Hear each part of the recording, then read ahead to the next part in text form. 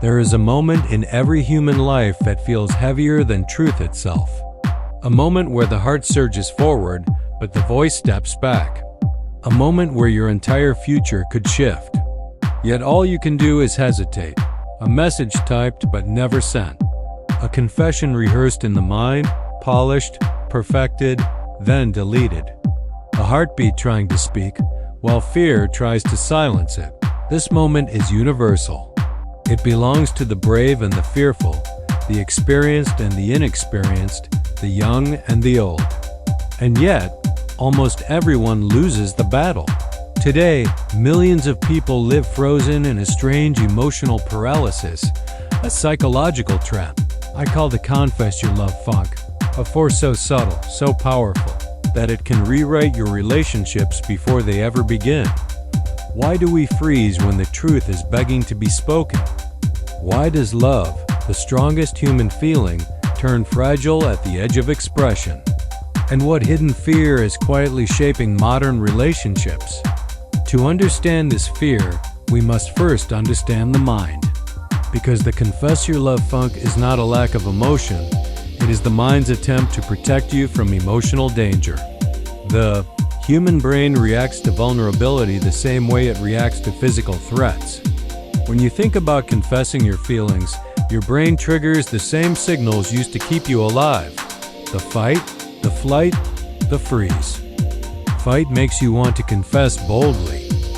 Flight makes you want to run away from the situation. But freeze locks you inside yourself. This is what most people experience. You stand there with the truth burning in your chest, but your body refuses to speak. The brain whispers its poison. What if they reject you? What if they laugh? What if you ruin everything? What if you were wrong about what they feel? This internal dialogue becomes an echo chamber, a loop that destroys your courage second by second. You begin to see disaster everywhere. You imagine embarrassment. You imagine losing someone forever. You imagine being judged. And before you know it, your tongue betrays you, your voice dies, and the moment passes. Not because you didn't care, but because you cared too much. But the confess your love funk is stronger today than it ever was. And the reason is simple: the internet. We live in a world where every word can be screenshotted, every confession can be shared, every message can be judged by thousands. What was once a private moment between two people is now a risk of public humiliation. People fear not just rejection, but ridicule, the possibility that their sincerity becomes entertainment for others. A confession today is no longer a whisper in the dark. It can become a broadcast. And so modern love is shaped by this invisible pressure.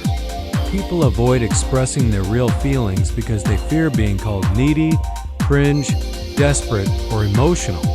Instead, they adopt a mask, a cool, detached persona.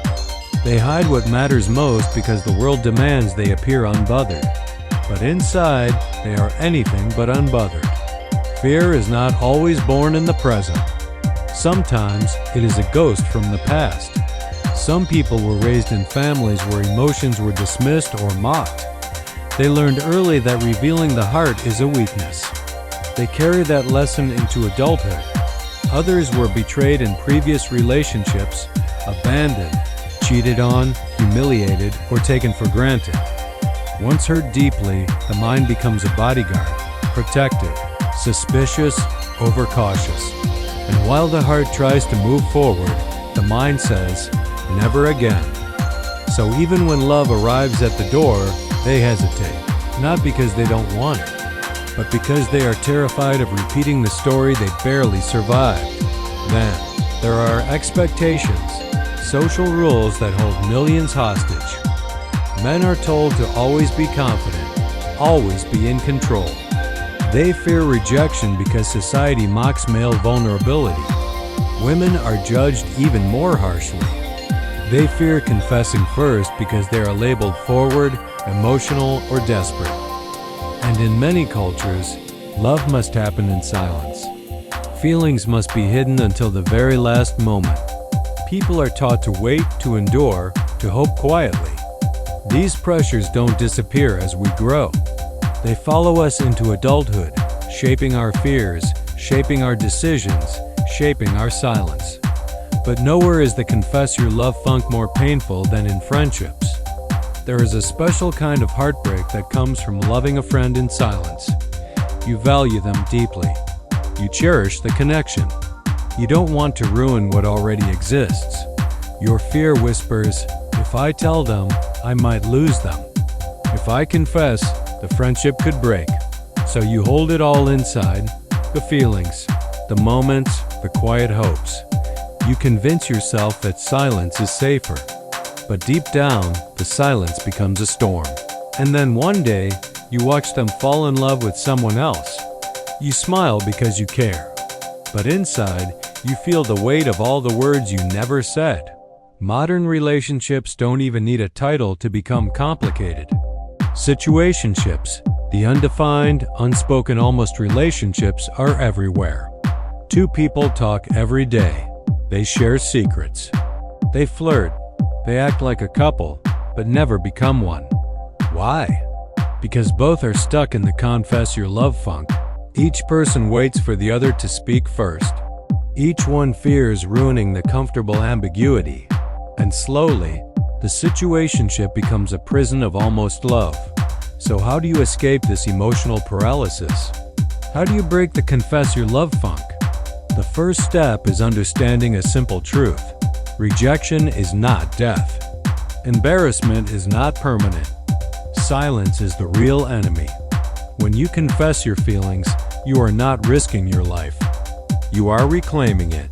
Confessing doesn't mean you will win someone's heart. It means you are honoring your own. The outcome is never guaranteed, but clarity is always better than confusion. Freedom is always better than emotional prison. You deserve honesty from yourself and from the people you care about. In the end, the real tragedy is not rejection, it is regret. It is living with the memory of a chance you never took. Think of the person who occupies your thoughts. Think of the laughter you share. Think of the moments when your heart almost spoke. How many of those moments will you let slip away? How long will you let fear write the story of your life? Life is short. People drift apart. Opportunities vanish. Feelings fade when they are not expressed. But courage transforms everything. Courage does not promise a perfect ending, but it promises a truthful one.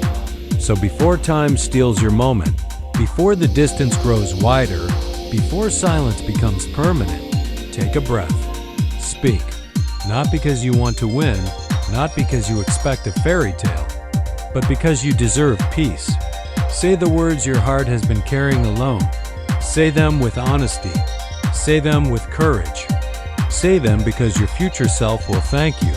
Don't let the confess your love funk decide your story. Let your truth decide it.